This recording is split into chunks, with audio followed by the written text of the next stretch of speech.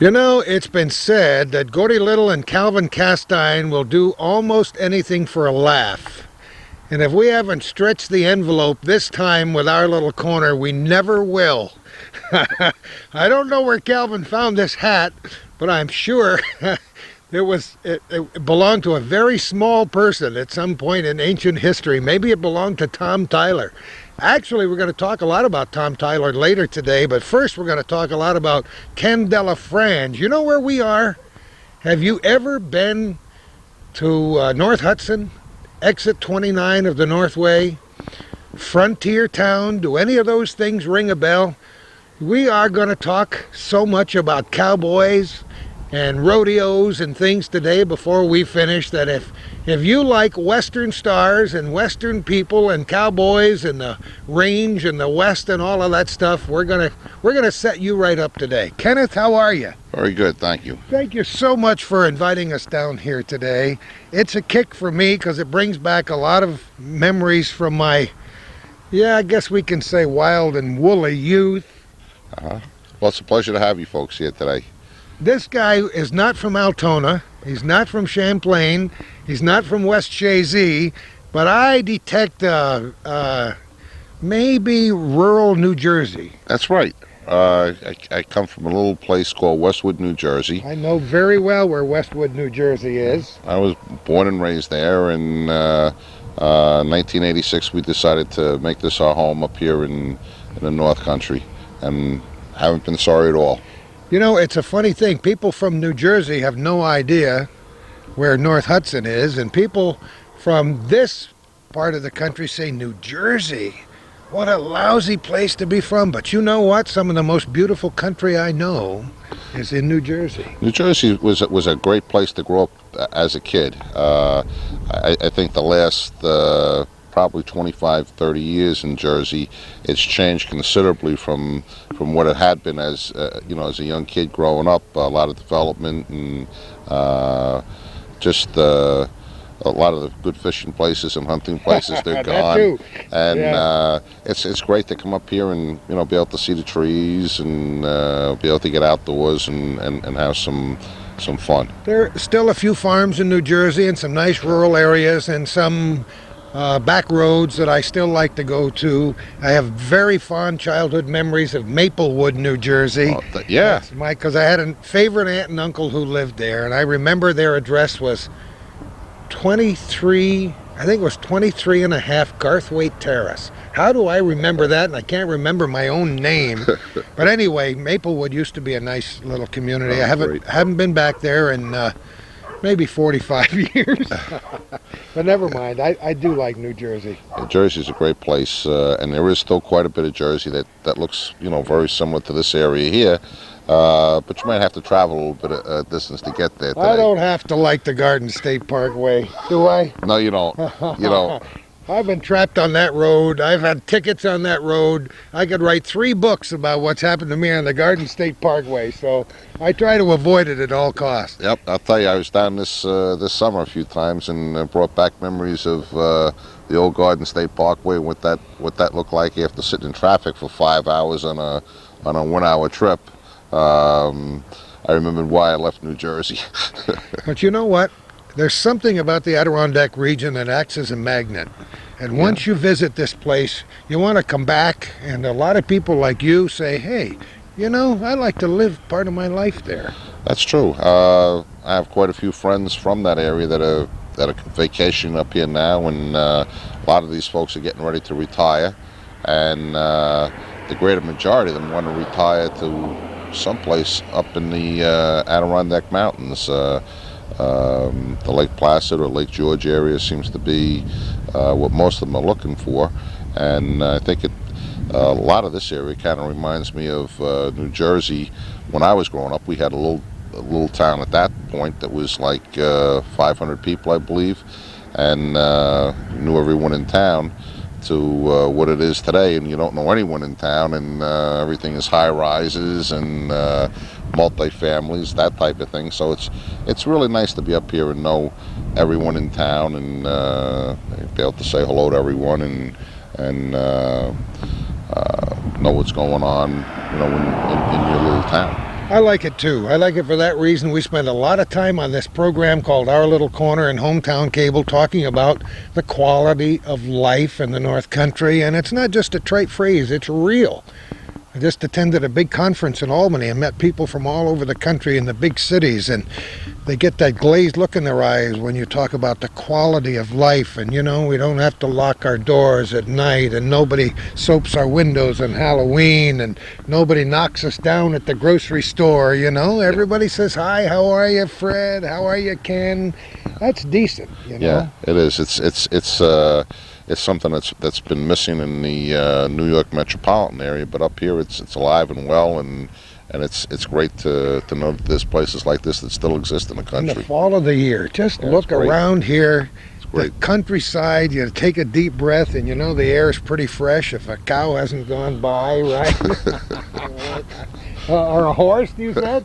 Yeah, that too. And in our program today, a few horses might go by, I'll tell you that. That's true. Tell me how you got involved with Frontier Town.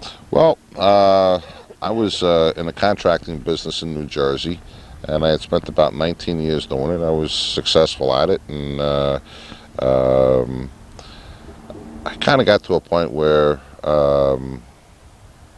I wasn't enjoying what I was doing the same as it was. Contracting wasn't the same as it was 19 years after starting it. And originally, when I went to school, I came out with a major in history and in education. And I came up to this area. We built a small place in Chestertown, and I decided I'd like to change the way I made my living, and I wasn't quite sure what that would be. And then we thought it would be nice to maybe get involved in some kind of amusement activity up here in this area. And we subscribed to every type of periodical, magazine, anything that we could on the entertainment industry.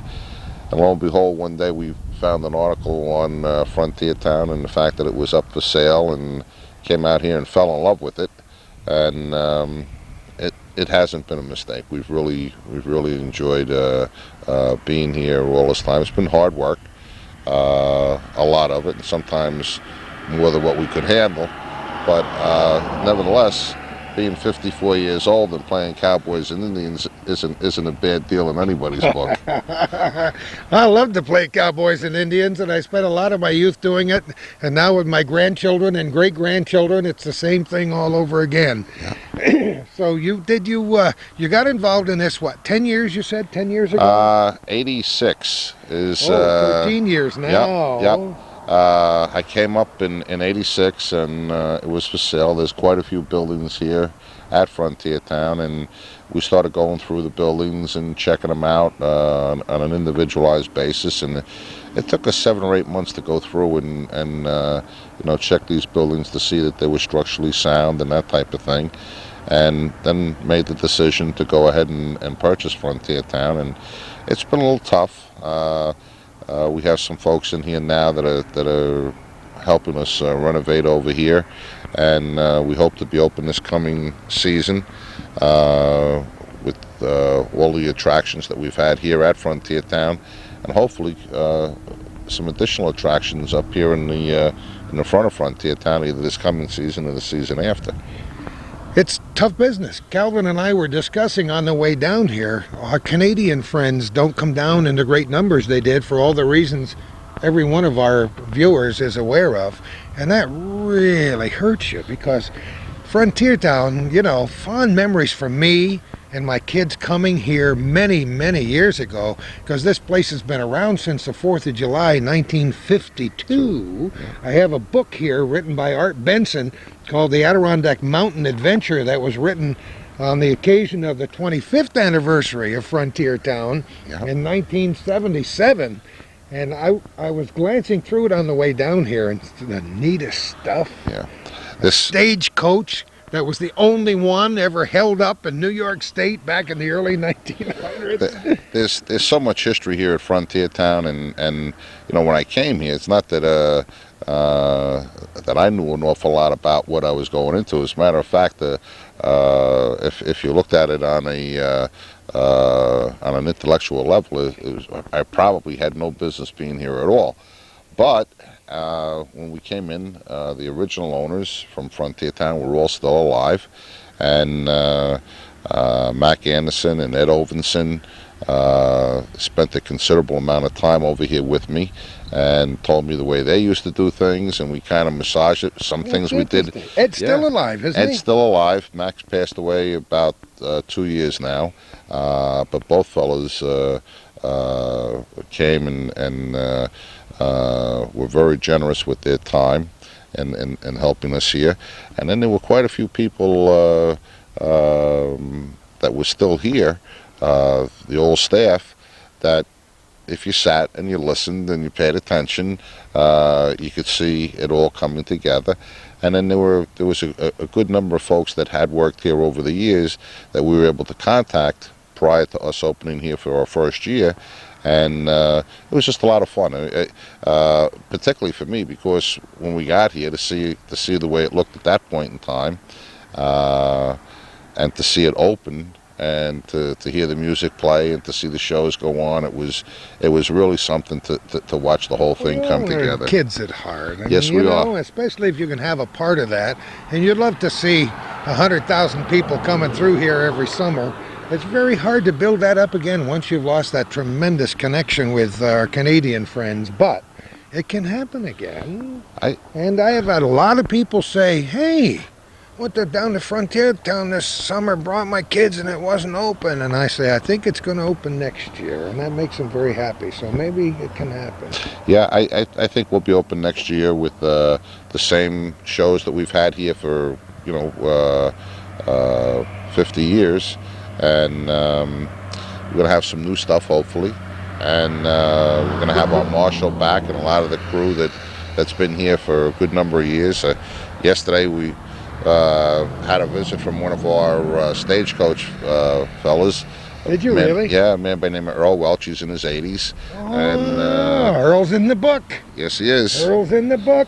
And he stopped by yesterday to check out his horses and see how things were going. And we visited for a while. And I think that type of thing, the esprit de corps that exists here at Frontier Town with the crew is something that you can't find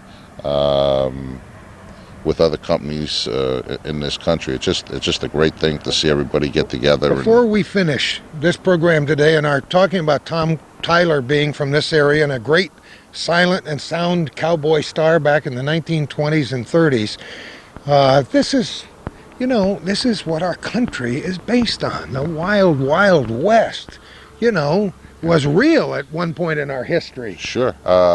As I said before, Frontier Town has more of that history that exists here than any other spot that I've ever seen in this country. We have the Concord Stagecoach.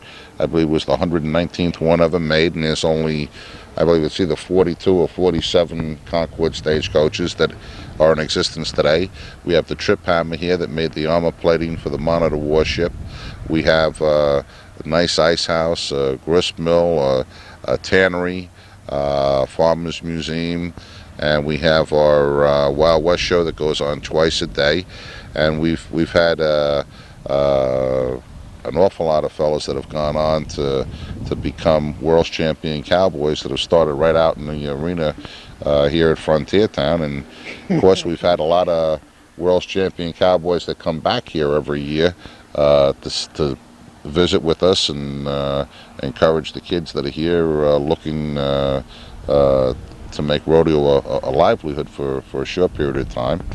And it's just great to see all of that and to be part of it. And of course we're a small part of it. We just kind of provide the facility for these folks to further their own desires. But it's great. It's a great thing to see happen, where you see a young fellow come in here that doesn't have much in the way of skills, and to see him develop into someone that becomes a major force within the rodeo business makes me feel great to go to one of the national finals, or to Las Vegas, or to Oklahoma, and see these kids ride, and know that be able to remember the first day that they got on something here at Frontier Town, and see the skills that they've been able to develop over a 2 or 3 year period. I got to tell you, Kenneth, the first time somebody said, Gordy, do you want to try it? Because they had some, in this place called Adventure Town up in the Thousand Islands where I worked for a while. I can remember the very first time they said, no, this, look at this, see this big, docile, white Brahma bull? Look how big it is. Something like that can't move very fast.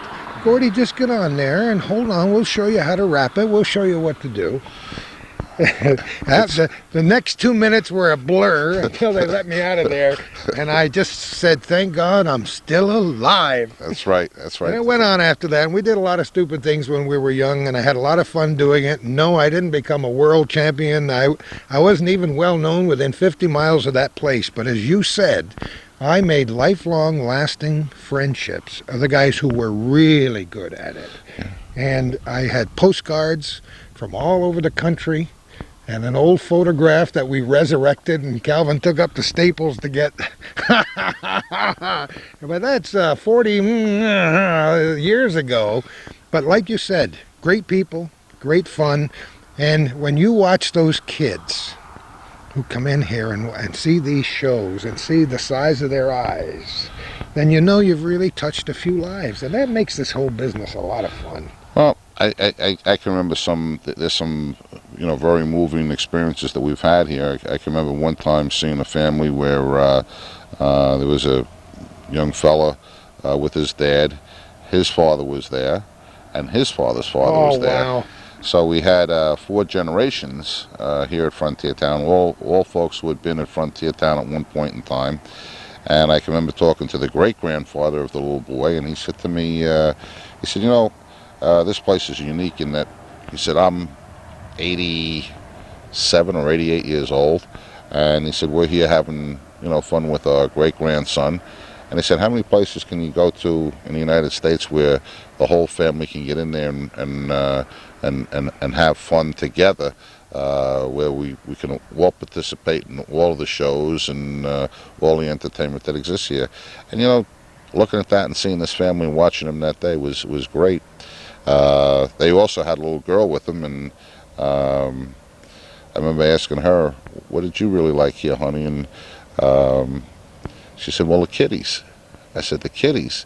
And her mom said, yeah. She said, there were some little kittens that were born under one of the buildings over here, and the little girl had found them, and she played there with them all day. It was nice. It was really nice. And just to see the expression on the kids' faces as they go through Frontier Town, and to see them experiencing some of the same things that we did, the cowboy and Indian routine. And I think most of the folks that we have here are just so professional, that are here entertaining, and it's very rewarding to be able to see the level of entertainment that they can give to these folks that come through here. It's a hard thing to do, to get up and do it 100 and some odd days, day after day, and put up with the heat and the weather. He said to me, how many times did you get shot?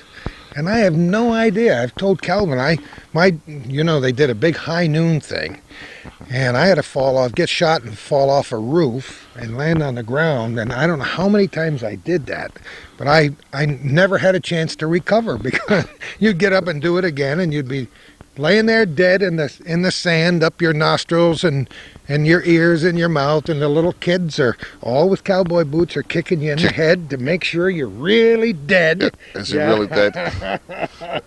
But great experience. So anyway, you're at this point in your life, and I don't know what's next for you, but I want to see this place open next year.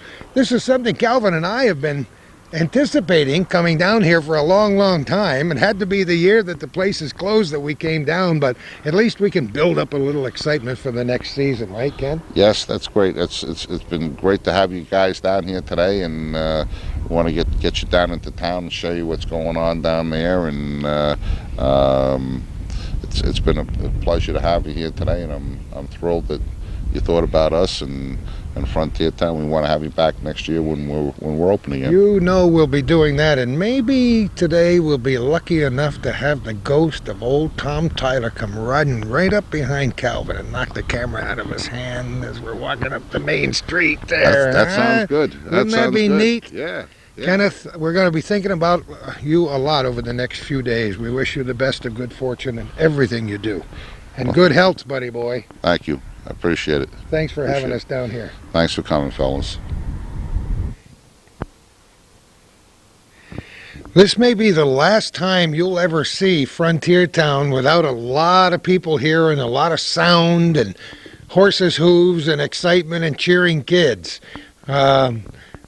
It's kind of a hiatus going on right now, and we're here in early fall 1999. Ken Jr.'s with us. That's right. How you doing? You were in the background when we were talking with your dad a few minutes ago across the road at your home. You spent a little time over here too, haven't you? I've spent many years here, yeah. Enjoying it both in the summer and even in the winter. This is kind of neat because Calvin was just telling us, and I'll repeat the story since he's running the camera back there, that about 3 years ago he came down here on his own and did a show at Frontier Town. Actually, this would be the third program, right? Because he did one with Bob Venn before Bob Venn died. But he was here and he walked around here and he went in this little store. Arto Monaco was here and he talked with Arto for a few minutes. Went in this little shop over here and saw some cards. And on these movie cards, he noticed a name. And this one you'll see many times before we finish today. And on the back it says, Tom Tyler, born August 9th, 1903. And when he got to the next line, I imagine he took a deep breath because it says, place, Port Henry, New York. Died May 1st, 1954. Real name, Vincent Markowski. Near the end of his career, Tyler played heavies in almost everyone's films. He menaced Holt, LaRue, Scott, Mitchum, and Ford. Made his last films for Lippert as the main heavy in 1951. Calvin saw the cards, but he was far too cheap to buy them here.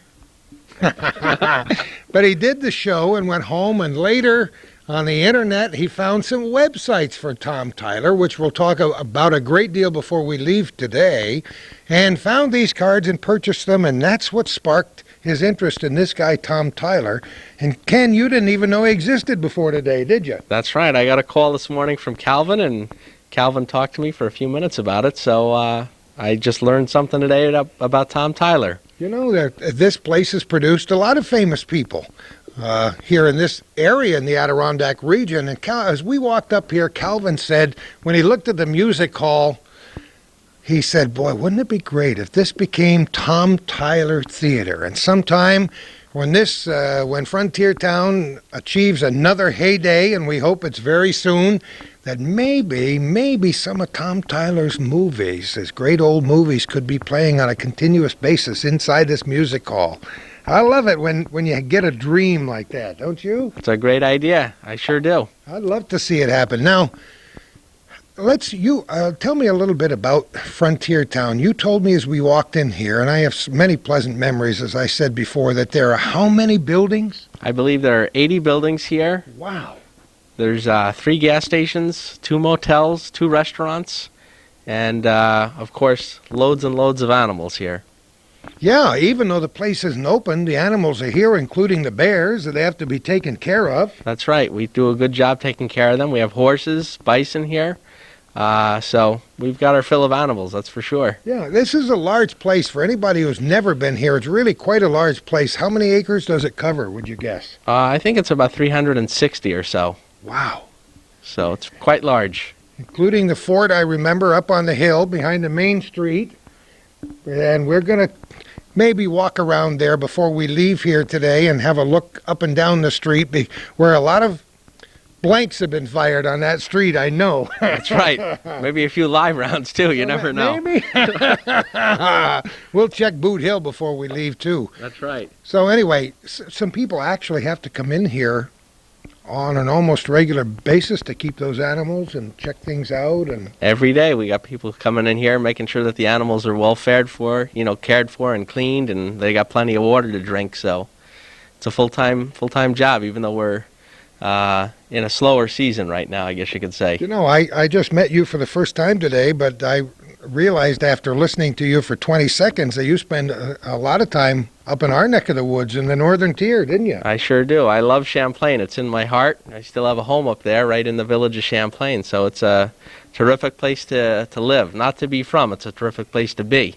You can come and move in back in anytime you want to. You got it. Kenny, thanks so much for having us here. We're going to walk around a little bit and see what we can see today, okay? Sounds great. Thank you. Is that got a magnet on it or something? I got to tell you that I forgot to explain that I didn't really steal this hat, although I might try to get out of town with it on. It fits really well. This is the one that Ken Sr. had on when we started the interview. And that ragtag hat that Calvin brought for me to wear was probably older than I was. So we switched with Ken. He was very gracious. And this hat fits me a lot better too, with that 7 3/8 or whatever it is head that I've got. But we are on the main street here at Frontier Town, right across the road from the trail up to Fort Custer. And believe me, if there are ghosts anywhere in the world, there are got to be ghosts of an awful lot of people who visited here. And if we could turn back time, you would see hundreds and hundreds of people up and down this street and watching those gunfights several times a day throughout the years. And I hope all of that great flavor of the wild, wild west comes back here to Frontier Town in a very short time. Our reason for being is Tom Tyler. That's the reason we took this trip down here today. We wanted to come down to Frontier Time and meet the Kens for a long time, and this was a great opportunity because only about 22 miles from here, I think it is, Mineville, Port Henry area, Tom Tyler was born on August 9th, 1903. He lived, as you may know, until May 1st, 1954. Toward the end of his life, he had a terrible time with arthritis. He finally died of a heart attack, and he wasn't a very old man, as you can tell. But people around here remember him. Vincent Markowski.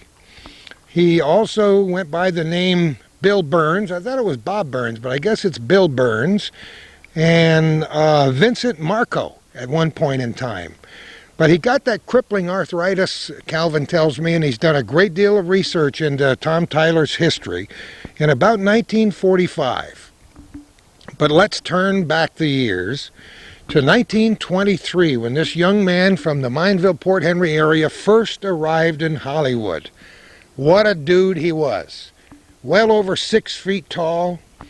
He was described by his friends and people he worked for as a perfect specimen of an athlete.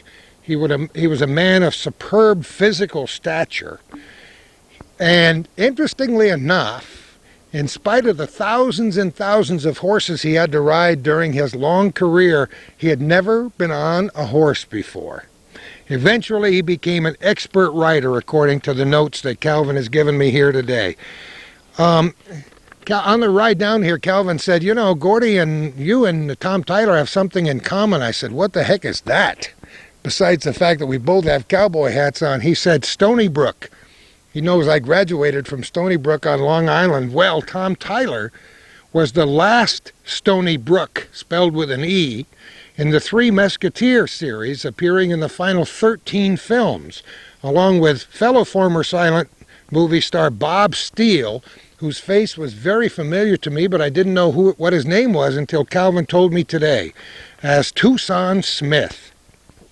And the third Musketeer was played by Ruth Davis in the first 7 and by Jimmy Dodd in the final 6. But Dodd was later to be best known as a Mouseketeer, as the head man at Walt Disney's Mouseketeer Club. Completely different from the Musketeers, right? These are very interesting folks we're talking about, and a marvelous time in Hollywood. Back in the early days, long before talkies came in, that's when Tom Tyler went there. Made a successful transition years later from the silents to the talkies. However, his potential suffered greatly as he signed with several of what we call the poverty row studios that never really put the effort into properly utilizing his talents. Low budgets. A lot of these films were made for $6,000 or $7,000. One of the expensive ones was made for $8,000. The scripts were terrible. There were inferior production values that haunted Tom Tyler's career from the mid to late 30s on into the early 40s. Even after his tremendous success with Republic Studios' Three Musketeers that lasted until well into 1943, Republic, with their stable full of sagebrush stars, didn't offer him a new series. And at the most, according to what I read about Tom Tyler, he made, in the big films, averaged $200 to $250 a week. Amazing by today's standards, and even by the standards of the superstars in Hollywood back in those days.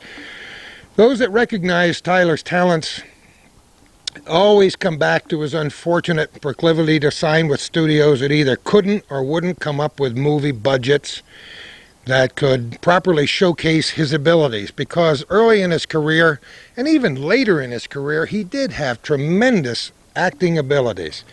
He was a former strongman. His 10-gallon hat, much bigger than the 1-gallon hat that I have on here today, made him look even more menacing. And he had those piercing eyes, squinty, piercing eyes, in a manner with which he would deliver his lines. And all of those ingredients helped to produce a cowboy hero that left you with the feeling of, wow, I'm glad he's on our side, you know? His style of delivery, his speaking voice were probably, partially at least, as a result of him trying to overcome any signs of that leftover Lithuanian accent. We've talked about Lithuanian accents a great deal on this program, Our Little Corner, in the last few months. There was a book called Hollywood Corral, and in that book, a guy by the name of Don Miller writes, and I'm quoting here, "The feeling persists that with creative and intensive guidance, the attributes of Tom Tyler, buried as they were under an avalanche of neglect and carelessness, could have been transformed into a screen image approaching the highest plateaus." Huh? Isn't that cool? He appeared as a Canadian Mountie. He did a lot of things. If I come to the end, I think I've come to the end of the circled parts that he told me to talk about. I'm just whetting your appetite about Tom Tyler, folks, because later in the day we're going to go up to Port Henry. We're going to talk to the local historian. Calvin has brought beautiful 8x10 glossies. We have a great deal of biographical, historical background about Tom Tyler. And before Calvin is through, we're going to have a massive fan club for a guy that hasn't even been around since the 50s. If you like that kind of stuff, if you'd like to find out what the Wild Wild West was really like when it was recreated in Hollywood, stick with Our Little Corner today. We're broadcasting at this point in time with the cameras rolling at a quiet street in Frontier Town at exit 29 near North Hudson. But believe me, the next time we come back here, things are going to be underway. Kenny, thanks for being with us. Best of luck in your life and future. Thank you so much. It's great to have you here. Great to be here. Well, it's time to do a little table talk, I think, today. We moved from Frontier Town up the road about, 15 miles or so.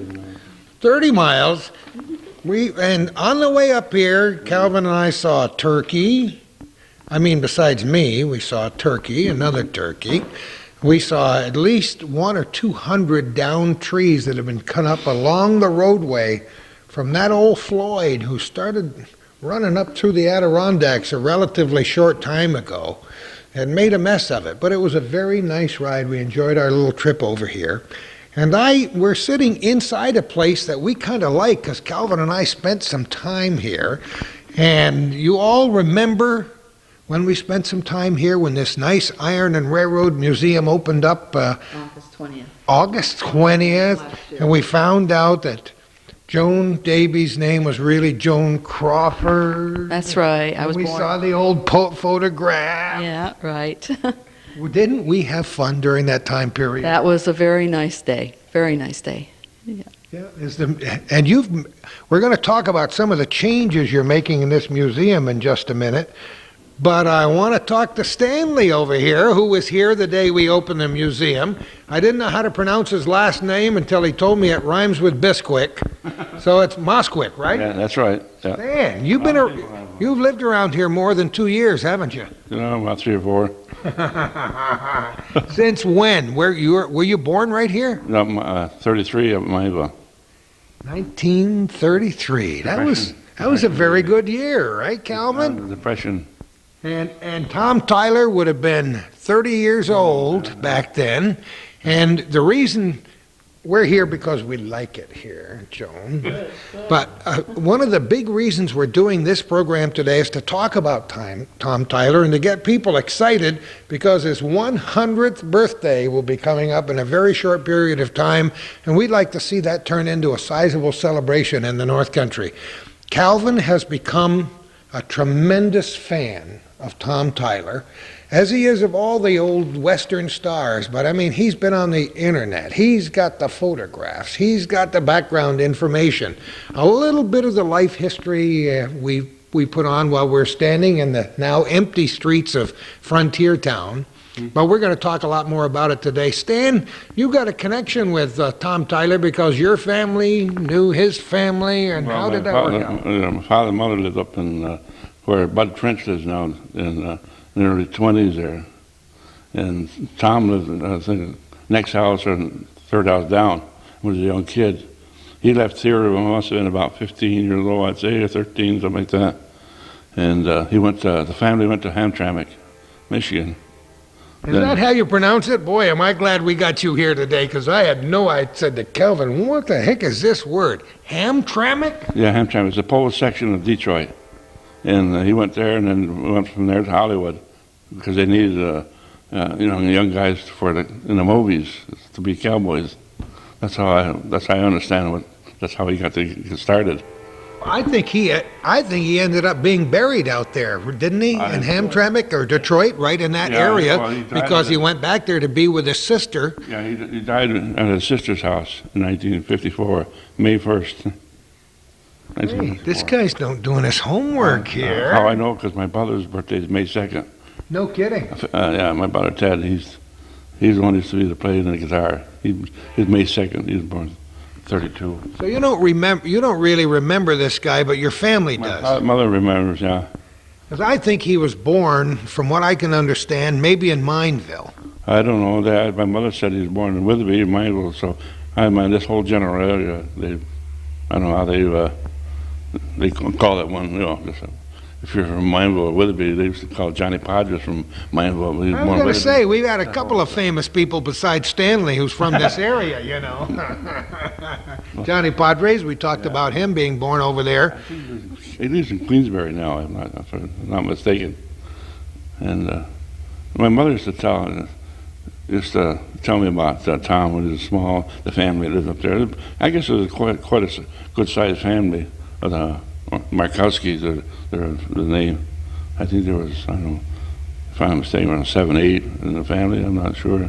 I wouldn't be surprised if once we get this celebration going, and I want to get started over here, once we get this celebration going, that we won't come up with a few more, maybe some childhood photographs of school. And Joan, you're kind of a newcomer to this celebration of Tom Tyler's being in this area. I am. Yes, I am.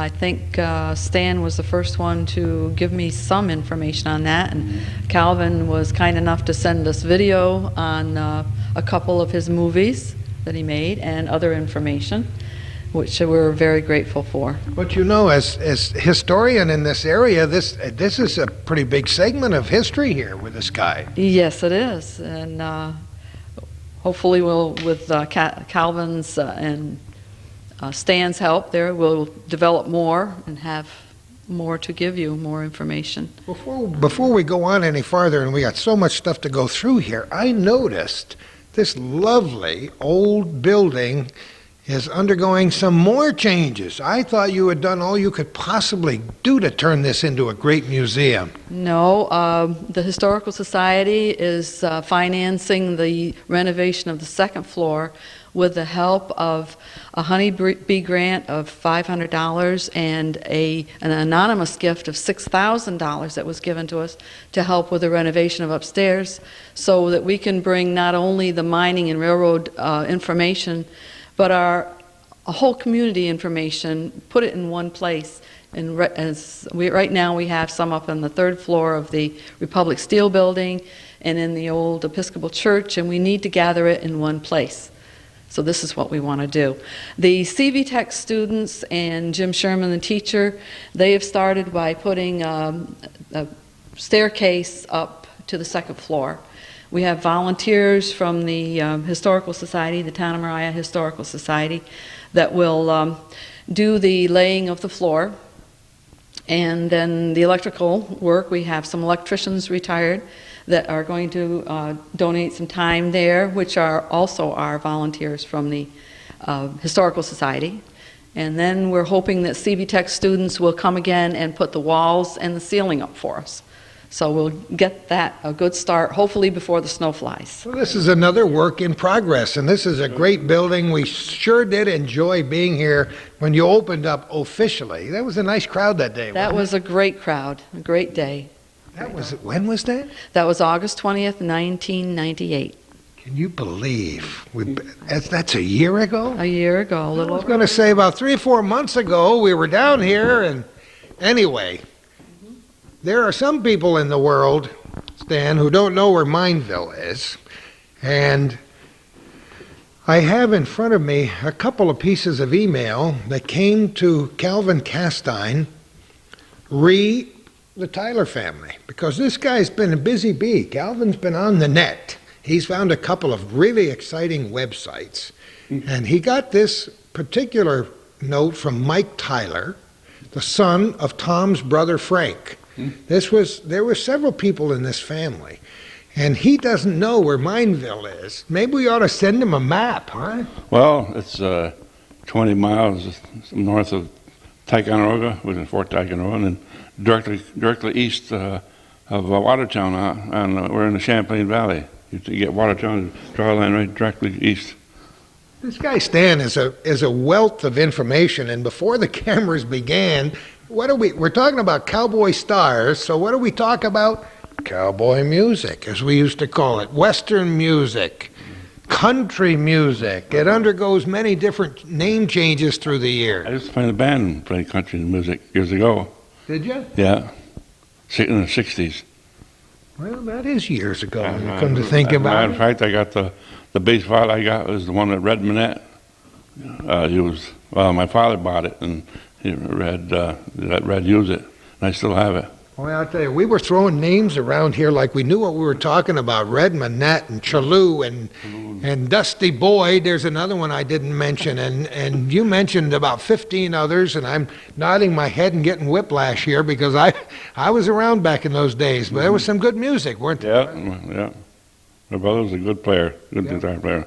And people who remember the early days of WPTZ Channel 5 when they were in the old McMartin Motors building on Upper Cornelia Street, remember the Lytle family, right? And Chet Bosworth, who was a skinny young guy, Smiley Willette. And what was the name of that show that Chet did? Not the Bar B-Bar Ranch is all I can think of. The Bar 5 Ranch Time. Were you ever on that program, Calvin? That's where he made his debut. It changed your attitude forever, didn't it? Huh? It's been 53, 54? 55. Oh, 55. 1955, when I was graduating from high school, and Calvin was just a little tyke and loved to wear his cowboy hat. My And brother graduated in 50, and 51 he left the area. He went to school for General Electric in Schenectady. He went to apprenticeship school. Then the next 30 years he worked for General Electric, Schenectady in Portland, Maine. As a matter of fact, he used to play in Maine. He used to play in a band out there. A friend of his, yeah. I'll tell you, there was good music on every street corner. And I'll tell you, Saturday nights were a little bit different back in those days than they are now, Stan. He switched from country and western to more of the like jazz and stuff like that. Oh, really? Yeah. I like all kinds of music, but I've always liked As a matter of what we fact- used to call Western music. As a matter of right? fact, the band that he played in, they had a big party for Edmund Muskie's retirement, Oh. and from the Congress, and his band He was there. played there. The Calcadere and the Chordsman was the name of the band. My brother played with, I think it was 4 or 5 of them. Let me see. How can we have to top each other with these stories here? I don't know. I remember once when we were when my kids that are now in their 40s and were little kids. We were in Washington D.C. going through the tunnel over to the Capitol, and this great big tall guy was walking to go to a meeting, and one of my little kids was gawking around and smacked right into Muskie. And they apologized to each other until my son realized who it was, and then that was his claim to fame. He I never- smacked head on into I Edward never Muskie. thought to ask him if he ever met Senator Muskie when he was there at the reception there or not. Yeah. I never thought to ask him if he met Senator Muskie. Quite at a that guy. party. Well, you know what? According to this note, everybody knew him as Tom Tyler's brother. We mentioned that before, Mike Tyler. Brother Frank. Tom had a brother Joe, who shortened his name to Marco, right? Yeah, Tom had, Markowski, that's right. Tom had 2 sisters. It was a big family. 2 sisters and his brother. Joe lived in, what's the name of that place in Michigan again? Hamtramck. Doesn't he? Just rolls right off. Hamtramck, Michigan. That boy, that's just the way it looks, but I couldn't figure it out. And that's where Tom got there when he was ill. He went back to be with his sister, and where he ultimately passed away. And this guy says he probably has a few cousins there in Hamtramck that he never met.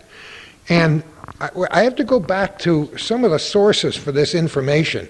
As our viewers know, Calvin got interested in Tom Tyler when he was visiting down in Frontier Town several years ago and saw some little cards. And on those cards were a lot of the old Cowboy stars and things, and the name Tom Tyler. And he flipped the card over and saw born in Port Henry. Most of the people didn't never heard of him. Yeah. You know, years ago. Well, that's what we're here for, and we're going to even give Joan a liberal education about this. And who knows? Maybe we can get a street in Port Henry named after Tom Tyler sometime, because this guy was a very, very interesting character. We have a number. First of all, I want to mention the Old Corral, Chuck Anderson's website, because Calvin has been in contact with that website and another one. He got some great photos, which we're going to show you every one of before we finish today, and that was from Empire Publishing, right, Calvin? And also, the initial information came from a place called World of Yesteryear. Doesn't that? Boy, that brings me in mind of the opening to the Lone Ranger, right? I wonder if anybody remembers that opening yesteryear, and a cloud of thunder and a hearty hi-oh, silver away. Oh boy, you get the old blood flowing, don't you? Because I was brought up in that time period, back in the 1930s and 40s, when Cowboy stars were pretty awesome. Yeah. And Calvin has tried to recover that child. No, do we have to? All right. Here's a handsome fellow right here. Oh boy. Which TV show is this guy's star? Yeah, which There's TV a guy show? that should have been in the movies. Yep, should have been in the movies. This is the one. This is Gordy Little, right here.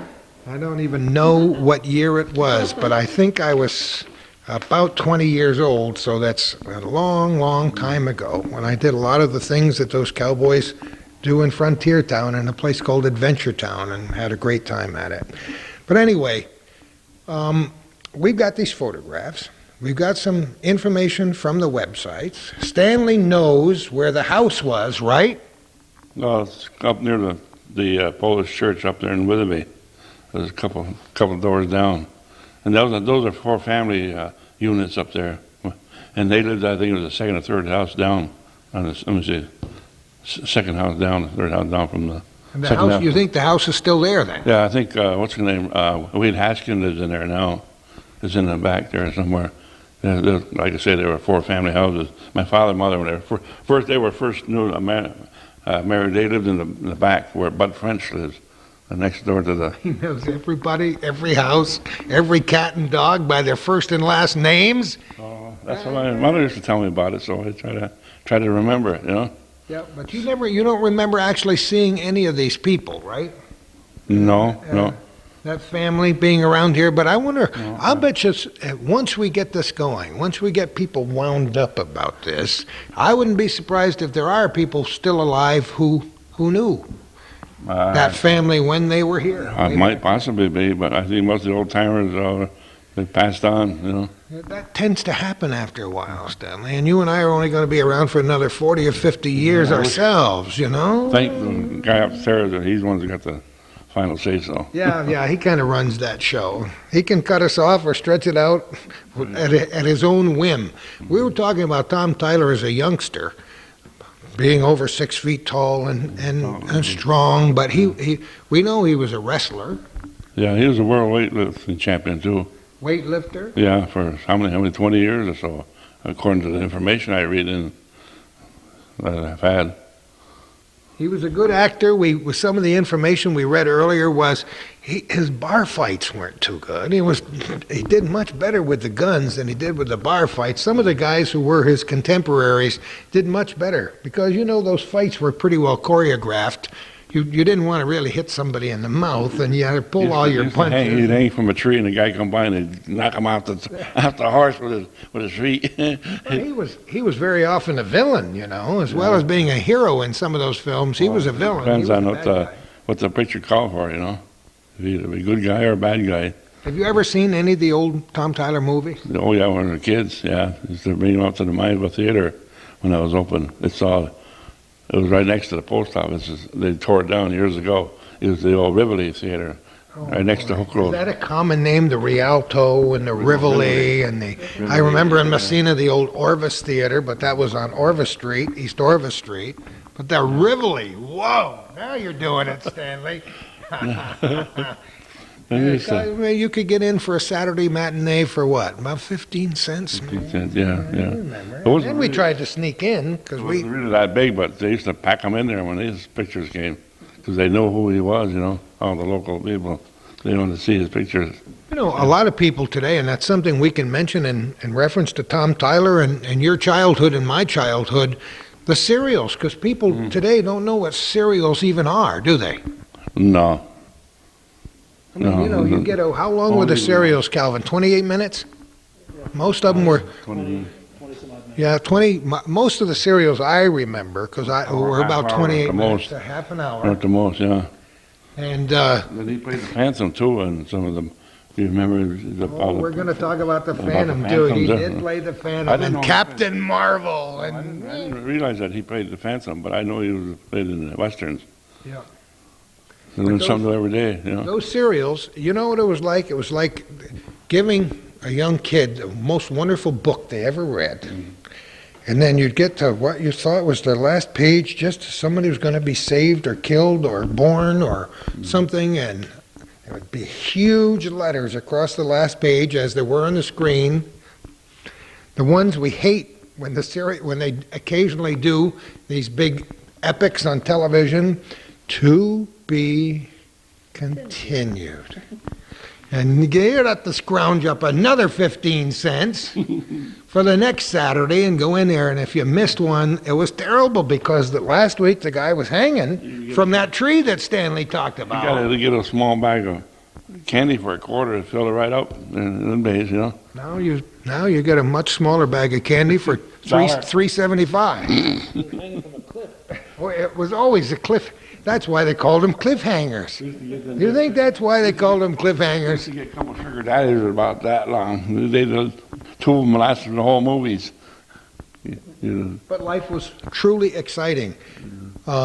Many of our viewers may not be aware, but Tom Tyler started so far back in the movie business that many of the films he made were not talkies. Yeah, that's true. And a lot of the old silent stars, cowboy stars and beautiful women who starred in silent films lost their jobs when talkies came along because they didn't have a good voice. Tom Tyler had a good voice. He had a powerful voice. You could tell when he spoke, he had a distinctive voice. Well, he had a way about him. You know, I suppose you could say they invented the word charisma to describe Tom Tyler, because I never thought of it that way. he had a presence. You know, when he was on the screen, he really got into it. And he had, you know, those penetrating, steely eyes, as they were described, you know. So when he wanted to be the villain, he was the villain. When he was a good guy and he wanted to scare the bad guys, he could do that too. He was talented in that way, you know, which is good for him. And the tragedy is that had circumstances been a little bit different, and I don't mean to let you out of the conversation here, That's fine. but if circumstances had been a little bit different, this man could have been a superstar. And now, as we look back on it, Calvin and I believe that he was a superstar, but not in the fact that he made very much money. $200 to $250 a week is the most he ever made. That was a lot of money in those days. Yeah, for Yeah. those days it would be, yes. But not like some of the superstars back in the 1920s were knocking off several $1,000s a week back in those days, some of the really big stars. And there are a lot of reasons for it, and hopefully we'll mention a few of the reasons before we finish here today. I dropped my pen. That's all right. I don't need that. Shall we start at the beginning, Calvin? Why not? Here's the picture. This stuff is off the internet, and this is delightful. This is page 1. When we say this guy was a handsome guy, we aren't kidding. This shows the very beginning. Vincent Markowski. Yeah, Tom Tyler, tall, over 6 feet tall. For many of us, it says here, and I'm reading right off the script, the lifespan of the B. Western talking picture represents Maynard, Jones, McCoy, and a few others who enjoyed relatively high production budgets and commanded impressive salaries for all or some portion of their starring careers. And yet, boy, I love this writing. Those noble knights of the range must be recognized as the upper echelon of their profession. For when evaluating the lower B odor, O-A-T-E-R, as in what horses eat from that bag on their nose, as a whole, most who galloped the running insert roads received workmanlike wages and substantially lesser glory. And this guy, Vincent Markowski, best represents the more typical Saturday matinee idol of those long-gone days, for his career sparkled in the 1920 silence. And something we haven't mentioned, but this is one of the reasons, it was plagued by Poverty Row productions of the 1930s, to the point where this guy actually toured with a circus at one point later on, when starring roles were no longer offered. I'm not showing you a picture of Tom Tyler in the circus, but I just want to show you all these photographs before we finish. He was a serial superhero, a Western trio member. He wound up playing henchman as the programmer Western faded into memory after World War II in the 1940s, 1943, 1944. His screen career spanned nearly 30 years, and during that time, you didn't make one movie every 2 years like most of the big stars make today and make millions and millions of dollars at each one. He starred in about 90 westerns and 7 serials. He did bit parts and supporting roles in dozens of other films. He used several different screen names which our viewers may not be aware of. He used his real name sometimes, Markowitz, or Markowski, I mean, and Bill Burns. We've mentioned that earlier today when he worked in Hollywood in the 20s, but for whatever reason he settled on a new moniker. Kids don't even know what the word moniker means anymore. We used to, you know, we had different monikers and nicknames for people when we were kids, but back at a certain point in his career, Vincent Markowski became Tom Tyler. Now, this says there might even be a discrepancy as to when he was born. I don't know if we have His family says 1903, and we'd like to settle on that, but here it says or 1904 or 1905, depending on the source. But in any case, the family eventually moved out of here and went to Michigan in about 1913, and that's even before I was born, Stanley. Yeah, he's trying to figure out, well, maybe, yeah. Long before I was born, too. But he went to St. Florian's Grammar School. And then he went to, how do you say, the Hamtramck? Hamtramck, yeah. Hamtramck High? I'm going to get good at this if I stick around long enough. But the legend is that Tom was fascinated by the flickering images on the silver screen, that he ran away from home, worked in the Pennsylvania coal fields, worked as a lumberjack, even did some prize fighting. John Redberry. And, oh, yeah, huh? that's John Redberry. No, that's Bob Steele. That's it. Okay. Bob Steele's this guy down here. Calvin told me that on the way down here. And the other guy is Jimmy Dodd, famous for the other Mouseketeers, right? Yeah. And was Jimmy Dodd in Petticoat Junction? No. Oh, Roof Davis. Oh, this guy down here in the middle? He and Smiley Burnett. You know, I told you, Calvin, you should have had the microphone hooked to you. Calvin's the expert here, and the rest of us are just winging it here. But I'm sure we'll be able to cover most of the information that he's told us about here. Okay, so he went to the high school, he went to the grammar school. He liked those images on the silver screen, ran away from home, worked in the coal fields, did all that stuff we talked about. And all of that as he was going west, west, west, west, until he finally got to that sign on the side of the hill that said Hollywood. And around 1924, he arrived in sunny California. He got work on the, you know, it's like joining the circus. You just go in and take whatever job you can. He worked as a prop man. He worked as an extra. He had bit parts in quite a few films at first. And this is interesting for many of our viewers. Even though they've never heard of Tom Tyler, they certainly have heard of MGM's Ben-Hur, 1924. He did a bit part in that movie, Ben-Hur. He even portrayed a shaven-headed Indian brave in Leatherstocking, another famous film from the Pathé group in Hollywood back in 1924. And there were always financial woes with these studios that he was involved in. It was just meant to be that he was never going to become the big multimillionaire. British RC Pictures, Robertson Cole Pictures, and the U.S. subsidiary Film Booking Offices, FBO, taken over in the mid-20s by President John F. Kennedy's father, Joe Kennedy Sr. A little bit of history lesson here. And Tom and scores of hopefuls lined up at the FBO portals for screen tests.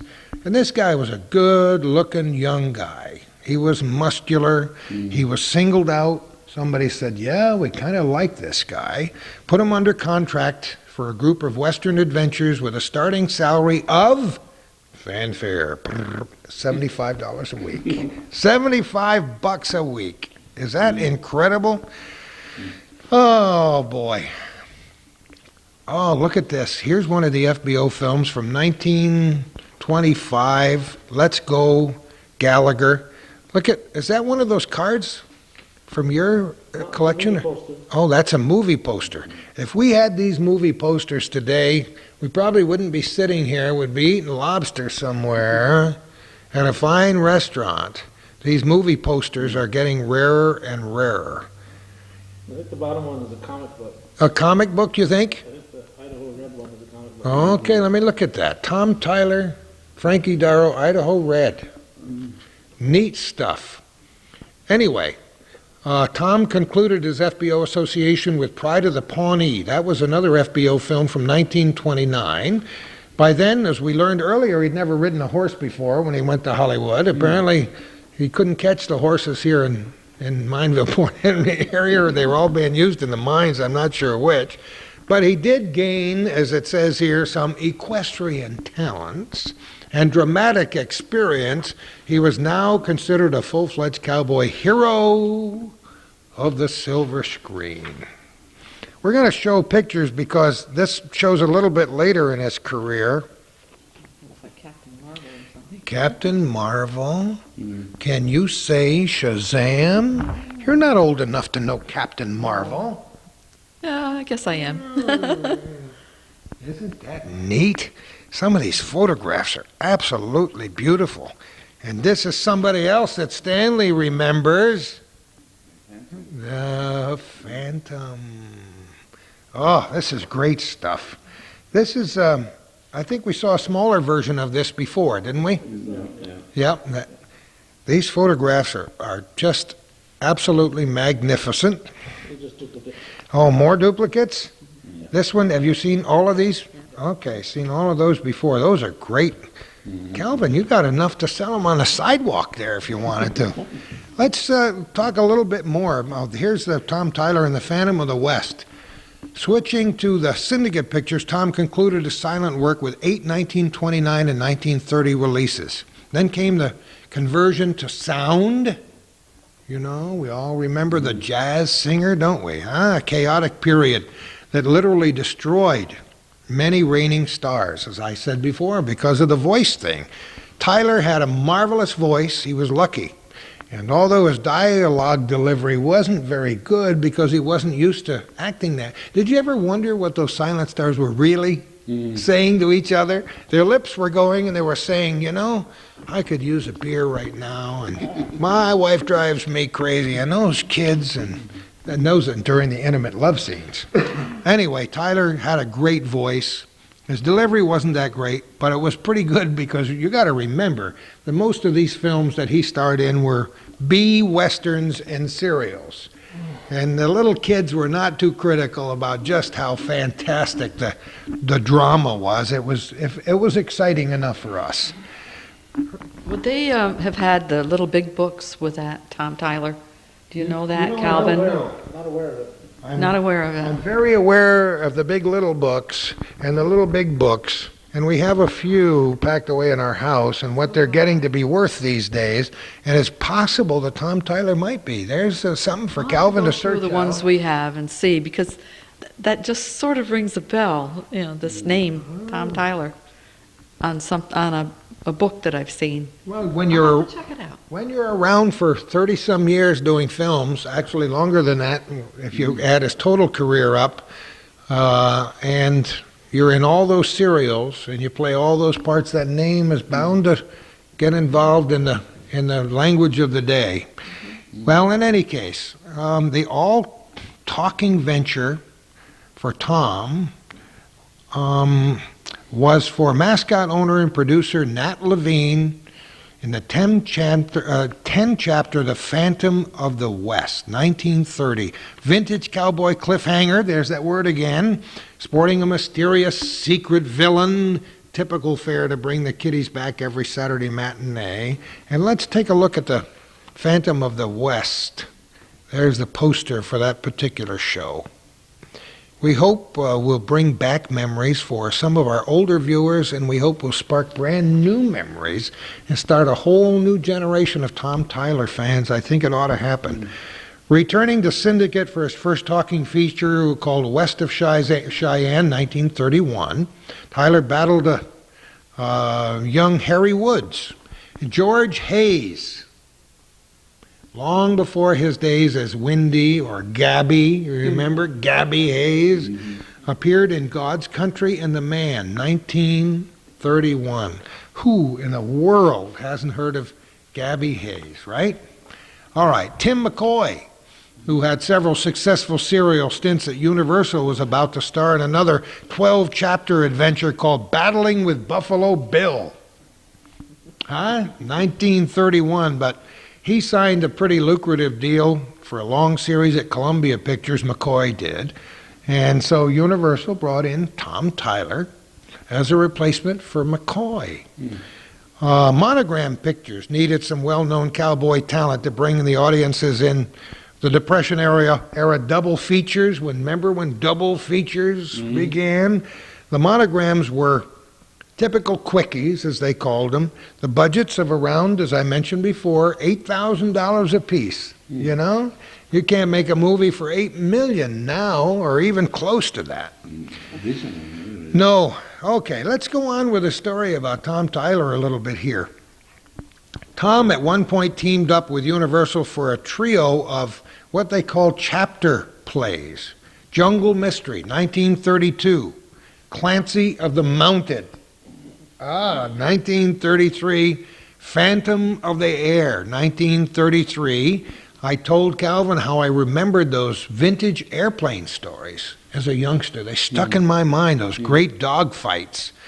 And they were just wonderful. Squeezed in between those Universal cliffhangers were 4 sagebrush cheapies for producer Burton King and short-lived Fruler Monarch logo. The quartet included the 49ers, 1932, When a Man Rides Alone, 1933, Deadwood Pass, 1933, and War on the Range.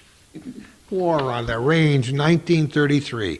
So now we're going to see Tom and Alice Dahl in a warm pose from Deadwood Pass, 1933. Aren't they just the sweetest couple? Huh? All right. Oh, moving right along here, the dynamic duo running Little Reliable Pictures. Well, that was Bernard Ray and Harry Webb. Hired Tom in 1934 for a cinema tour encompassing 2+ years, 18 films, all of, there's that word again, the odor variety. Not a smell as an odor, but OATER variety.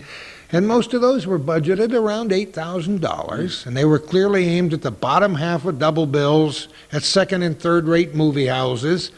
As expected, the batch must be considered as no more than average or less, with a few showing some good signs. You know, a while back in the 70s, we would have called these movies camp because they were just so neat, and they are so much a part of Americana.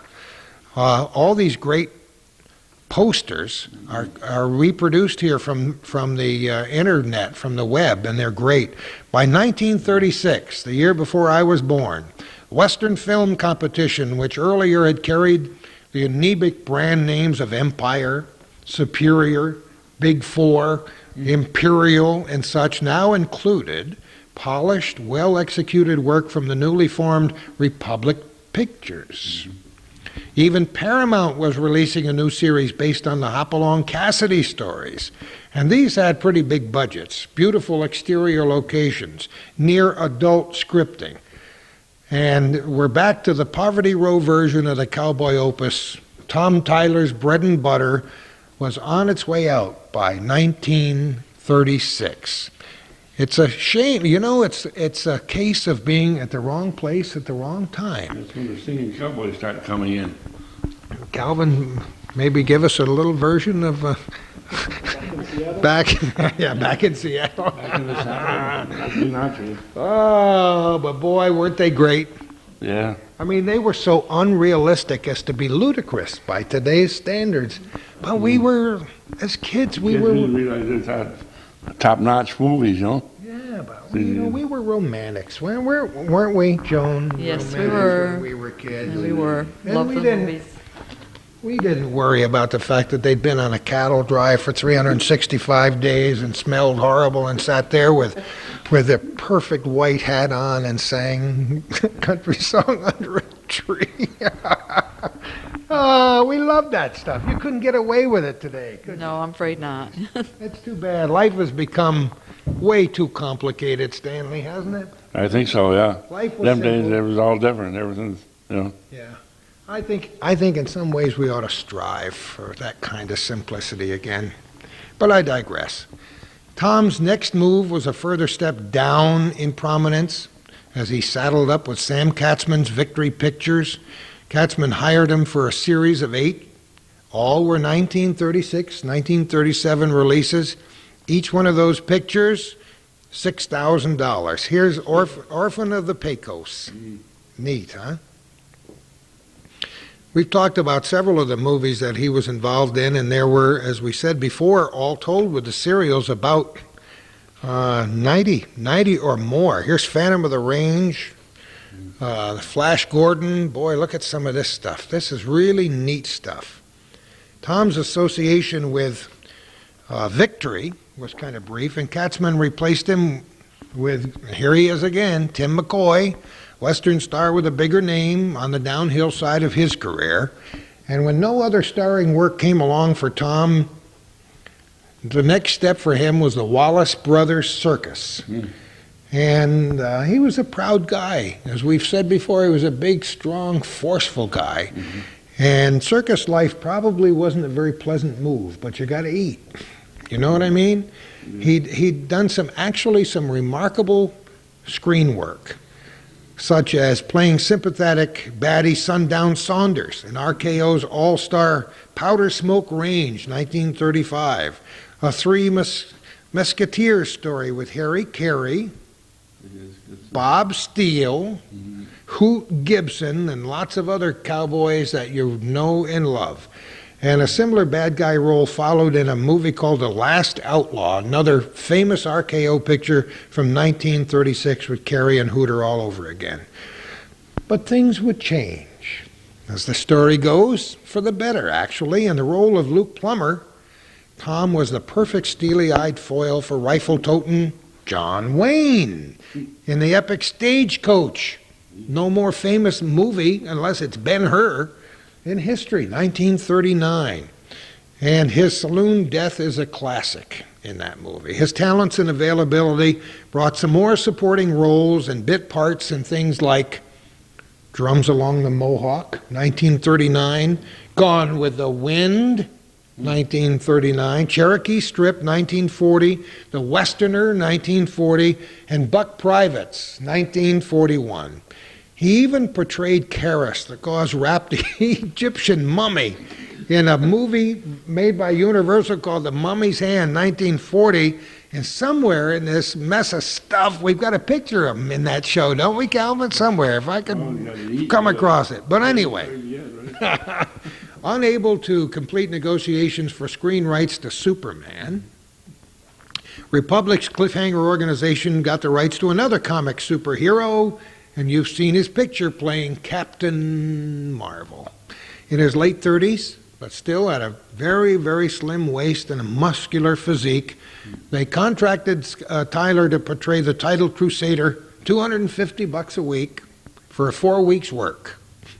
That was released in 1941, and what else would you call it? The Adventures of Captain Marvel, one of Republic's finest achievements. Great stuff back in those days. And, oh boy, there are lots and lots of pictures. Here's another one about Marvel receiving very good reviews, box office acceptance. Tyler got another shot in the arm when he signed a one-year contract from July 8th, 1941 through July 7th, 1942 at $200 a week with a 40-week guarantee and options. Now we're talking almost big time. His next Republic role, play second fiddle to buddy Bob Steele by replacing Bob Livingston in the Three Musketeers series. And member 3 was, here we go, Petticoat Junction star, TV star Ruth Davis, who was later replaced by Jimmy Dodd of Mouseketeer fame. And That's taller than Gene Autry there. I know, that's Gene Autry in that. Yeah, look how much taller he was than Autry in that bottom picture here. That's, you see, Stanley, you're a very astute person. Besides everything else, you noticed that he was that much taller than Gene Autry. And look how long Gene Autry was around, you know, able to use his money to buy ball teams and everything else. But these are kind of outlaws of the Cherokee Trail and the Block Trail, a couple of neat ones right here. And he rode some beautiful horses in his movies. That's a Stony Brook. Look at the horse he had in Stony Brook. Is that a beautiful horse? Wow. Yep, that's the same one you saw before in that larger one we showed earlier. Neat stuff here. Hey, we're doing very well getting a little history of Tom Tyler here. William Colt McDonald wrote a lot of cowboy yarns. He even did some writing at Columbia Pictures back in the early 1930s. And he wrote, a number of Three Musketeer novels. The first one was Law of the 45s, published in 1933. Others were The Singing Scorpion, Powder Smoke Range. I love this one, Riders of the Whistling Skull. Is that one that would do it for you? Oh, that's great. Powder Smoke Range, RKO, 1935, either a high-grade B film or a lesser-grade A feature, I'm not sure which, but it was billed by RKO as the Barnum and Bailey of Westerns. It included an extremely long cast list of past and present range heroes. Harry Carey played the part of Tucson Smith. Hoot Gibson played Stony Brook, and surprise, surprise, Gin Big Boy Williams was Lullaby Jocelyn, and steely-eyed Tom Taylor. Tom, what'd I say, Taylor? Yeah, not the last of many times that may happen in this program, but Tom Tyler was the good, bad gunman Sundown Saunders. Bob Steele was a Guadalupe Kid. And overall, it was, they said, a pretty good cowboy film. So, 1935, an agreement was reached to create a new film company named Republic Pictures, which would be born from the merger of Herbert Yates' Consolidated Film Laboratories, Nat Levine's Mascot Pictures, Monogram Pictures, and a few other loose ends just thrown in there for good measure. Republic was one of those serial factories. They called them B programmers. They needed some films. They needed some talent to get their new studio off the ground. And how Republic settled on a Three Musketeers series is lost in Hollywood historydom, but it appears that it may have been Levine's idea. The initial Musketeer adventure, called The Three Musketeers, was released in 1936. And the series consisted of 51 films. It would continue through 1943, in the middle of that year, when the last entry, called Riders of the Rio Grande, was released. And during those 51 films, there were many cast changes, with even an even dozen actors played the leading roles in 9 different Musketeer teams. The early Musketeer films were a high priority for Republic, probably because they needed them to bring in some profits for the studio.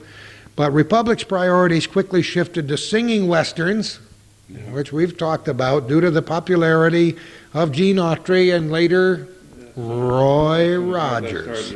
Yep. Started popularity of the Gene Autry and Roy Rogers. That did it. That changed the face of the westerns. By 1943, when the Musketeers were put out to pasture, Republic had a batch of these series westerns. Rogers, Don Barry, a newcomer, Wild Bill Elliott. Autry was in the service during World War II at that time. That's why you didn't see him for a while. The Musketeers wound up being expendable, and you know what that means. They were gone. They were a prime example of a successful formula being copied by others. Monogram bought out the Range Busters, 1940 to 1943. Rough Riders, 41-42. Trailblazers, 43-44. Little Producers Releasing Corporation, PRC, came out with the Texas Rangers. I remember them, 1942-45. And the Frontier Marshals. Whoa, memories here, 1942. Universal even tried a short-lived trio group in the late 30s starring Johnny Mac Brown, Bob Baker, and Fuzzy Knight. Wowee. All right, the members of the Three Musketeers. This is like, as in mesquite, that you might want to burn in your backyard barbecue. Bob Livingston. Ray Crash Corrigan, remember Crash Corrigan? Robert Max Lullaby Terhune Sr., John Wayne. I bet you Calvin remembers what John Wayne's real name was, too, don't you? Boy, you are, Stanley. You're the man. Stanley's got the man. Marion Michael Morrison.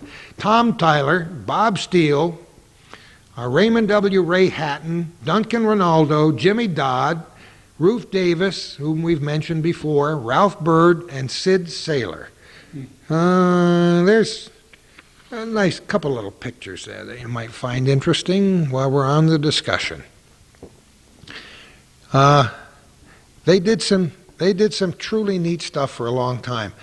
Tom Tyler had been out of series Western since starring in 8 quickies for the Katzman Victory Pictures that we mentioned, the 1936-37 season. He wound up at Republic as the star of The Adventures of Captain Marvel, 1941, one of the finest of its genre. The studio needed a replacement for Livingston. Tyler did a good job in Marvel. He was still youthful, good-looking. He was an imposing figure. He was a known cowboy star. His price was very reasonable, as he got $250 a week for 4 weeks on that cliffhanger. And so he signed a contract with Republic from July 8th, 41 through July 7th, 42 at $200 a week, 40-week guarantee and options, as we mentioned, and that's kind of neat memories. Tom Tyler, the one more starring role that we mentioned a couple of times here, the lead in Columbia's cliffhanger, The Phantom. 1943, the guardian of the jungle, the fabled ghost who walks. Wow. I still read it in the paper every day. I don't know if Calvin does. Lately, I really haven't appreciated it that much, but I've liked it for years. Though still young, arthritis would soon cripple him. That was very, very sad. Papers, as long as I can remember. Oh, for a long, long time. Yep. It's not drawn as well today as it used to be either. But then that's another. We'll talk about the funny papers someday. But anyway, he was still young, but arthritis would come in and really did a number, actually crippled him. His remaining movie work consisted of supporting parts in bad guy roles in films such as the Tim Holt RKO Westerns and the Russ Hayden Jimmy Ellison group of 6 Sagebrush Cheapies for Lippert Pictures in 1950. But we're talking about the beginning of the end here. Bob Steele would continue as a range-hand hero for a few more years. Bob Steele's career would continue for another 30 years or so as a cowboy star, and then he played supporting roles and ended up as, how many people will remember Trooper Duffy on F Troop on television? Yeah. F Troop. That's where it ended up for Bob Steele. So here we are, around 40 years of age, signs of the rheumatoid arthritis affliction that would finally cripple him. Tom wandered the studios looking for work. He staged a block after being shot by Errol Flynn, San Antonio, 1945. John Wayne and Robert Montgomery and MGM's They Were Expendable, 1945. Probably his best work from the later period was a movie called Bad Man's Territory. And another one, The Younger Brothers, 1949. He had a bit part in a movie called Cow Country, 1953, but by then he was truly a hurtin' machine, as we say. Then he went out to Hamtramck. I got it, Stanley. He went to Hamtramck. He finally passed away of a heart attack in May of 1954, a time when a lot of new fans were enjoying his films for the very first time on television. And Tom Tyler is buried at Mount Olivet Cemetery, Detroit. He was tall, he was muscular early in his career, and even later in his career he looked impressive. But Tom was often saddled with slipshod efforts at some of these movie theater groups, Syndicate, Monogram, Reliable, Victory. I like the way this is written because they were anemic production values. There was not very much directorial finesse, shoestring budgets, absolutely inane scripts. I mean, you look back on them and they are ludicrous today. And in some of those, Tyler appeared stiff and ill at ease, mouthing the oftentimes incredulous dialogue. He also never developed into a proficient screen brawler. We mentioned that before. Bob Steele and Tex Ritter were great, Bob Steele especially.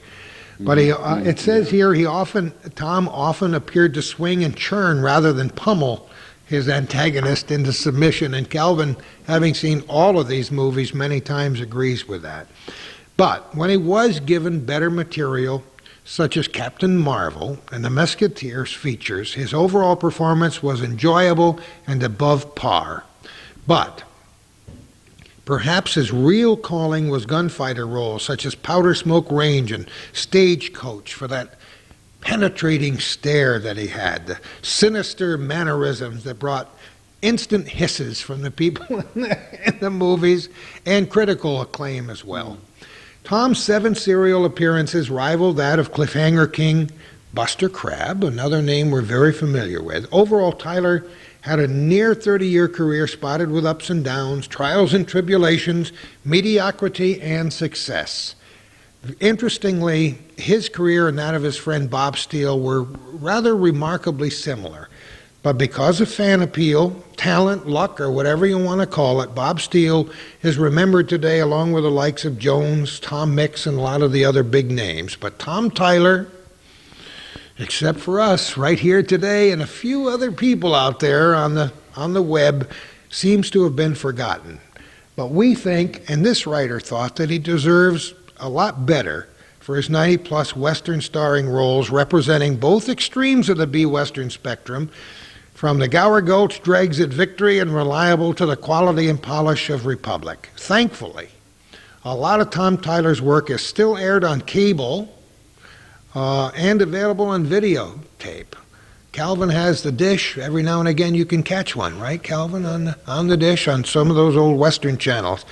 But Tom Tyler was indeed a talented workhorse who brought some real excitement to those wonderful Saturday matinees. And we remember him because he was born right near here, and that's the neat part of it. You look at the filmography this man has. I can just show you some of these pages so you can glance.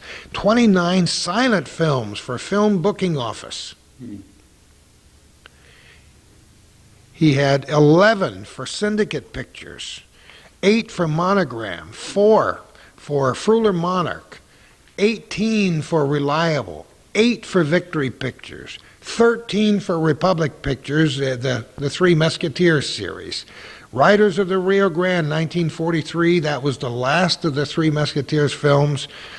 7 Cliffhangers, Phantom of the West, Battling with Buffalo Bill, Jungle Mystery, Clancy the Mounted, Phantom of the Air, Captain Marvel, The Phantom. Oh, there it is. Look at the top picture. You think I was kidding? There's the Mummy. Isn't that neat? See that? Stagecoach, Drums Along the Mohawk, Gone with the Wind, Grapes of Wrath, The Mummy's Hand that we just saw, The Expendable, San Antonio, Red River, Trail of Robin Hood. And here on the internet is a popularity ranking of the Three Musketeers. 1941, the box office poll ranking found that ranked 8th, not too shabby. 1942, 10th, and 1943, number 7. This is a neat picture of Tom Tyler as Captain Marvel in that Republic serial. Isn't that great? These are copied off the internet, and the color is good because here's a larger version of the Phantom of the West. Great pictures. This one would be Santa Fe Bound. I'll have to hold it. Gene Martell, Richard Kramer, Charles Whitaker, Ed Cassidy, Dorothy Woods. Great. Another one, War of the Range.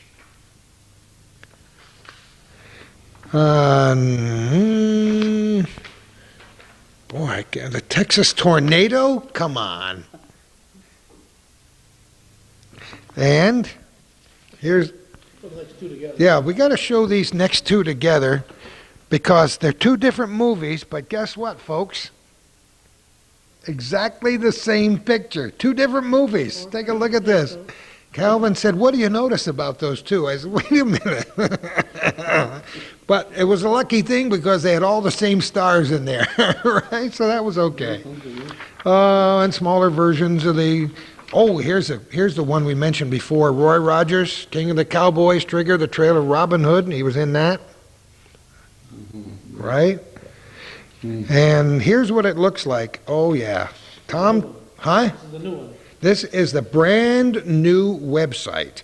Tom Tyler, the official homepage with one magic word, Shazam. He appears on a web page of his very own. Isn't this neat? And there are a lot of things on that brand new website for people to look up.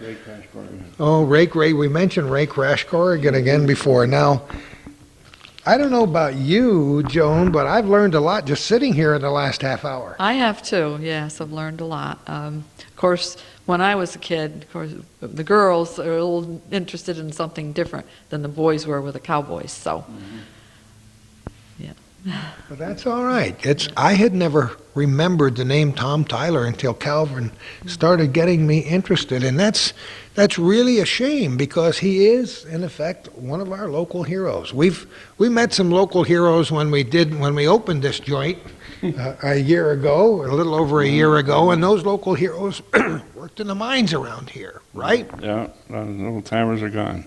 Yeah. A few of them are still around. We had a great time interviewing some of them. You were here that day. We had a wonderful time looking at some of the memorabilia.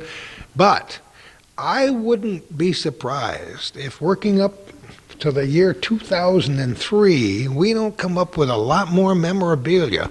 And maybe, when we get this particular edition of Our Little Corner shown in this area, in the Plattsburgh area, up in Champlain and Malone and some of the other outlying areas in the Clinton, Essex, Franklin region, that's some other people come out of the woodwork with some pictures, maybe some written materials about this wonderful guy who was a local hero and an international hero all those years ago. What do you think? I think so, yeah. It's just a lot of people never heard of him because it was so long ago, you know. Yep. Yeah.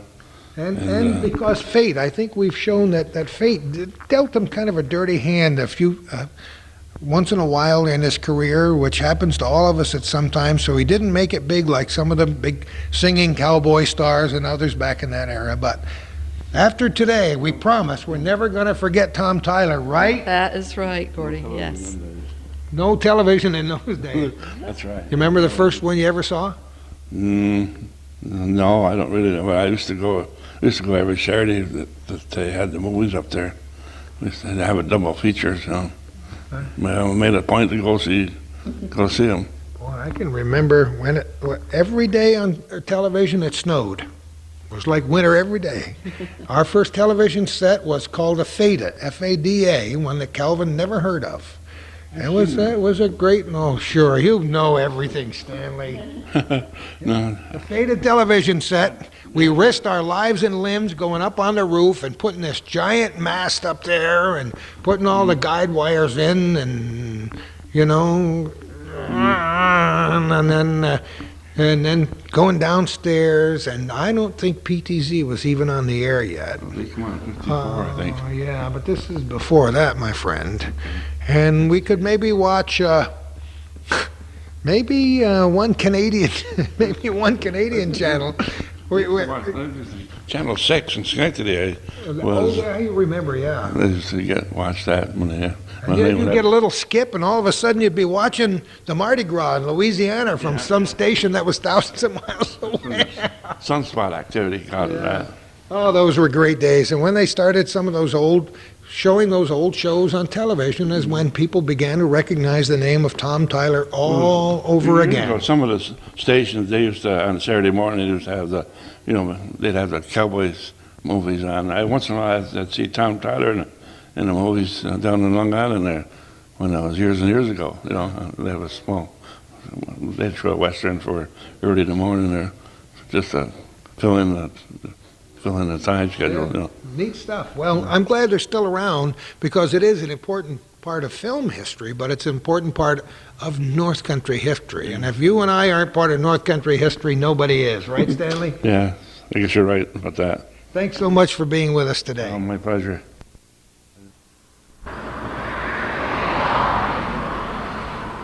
The slag heaps from the old mines are everywhere. We're now in the little community of Witherbee, home of Tom Tyler and of Johnny Padres, as a matter of fact. And we believe this is precisely where Tom Tyler's family lived. Stanley told us that his parents lived in this first of the company homes, mining homes, 4 family homes, which you're looking at now. And his mother told him that the Tyler family lived 2 houses down. So it didn't take brain surgeons for us to determine that the house you're looking at now was the home that Tom Tyler and his family grew up in here in Witherbee, New York.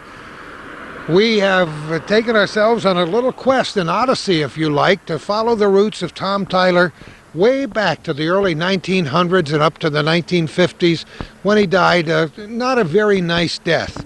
But we hope to preserve his memory here in Witherbee and all of New York and maybe even around the world with some kind of celebrations working up to the year 2003, which would have been Tom Tyler's 100th birthday. I want to thank all those people who met with us today. I want to thank Stanley. I want to thank Joan. I want to thank Calvin for being behind the cameras. We always have fun doing these things because it's such a learning experience for me. I want to thank Chuck Anderson.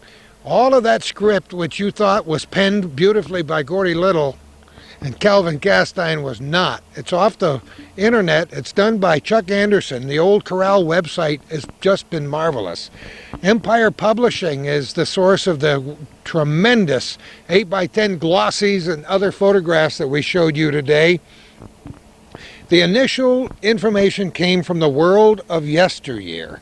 We want to thank Mike Tyler for making contact with Calvin and vice versa. Mike says to give thanks to Eric at this website. Are you ready to copy, folks? Serial, S-E-R-I-A-L, H-Q. That's Serial, S-E-R-I-A-L, H-Q at AOL.com. Thanks to everybody who remembers Tom Tyler, and I wish you all the very best in time to come. This is where he grew up. This is where he did his first push-ups and his first wrestling and maybe even his first boxing and had his first aspirations to be a cowboy star. And you know, in spite of the fact that he never made $1 million, in our minds, he certainly was. To the memory of Tom Tyler, we dedicate this program today, and to you, wherever you are viewing our little corner. And who knows where we're going to be next time for this program.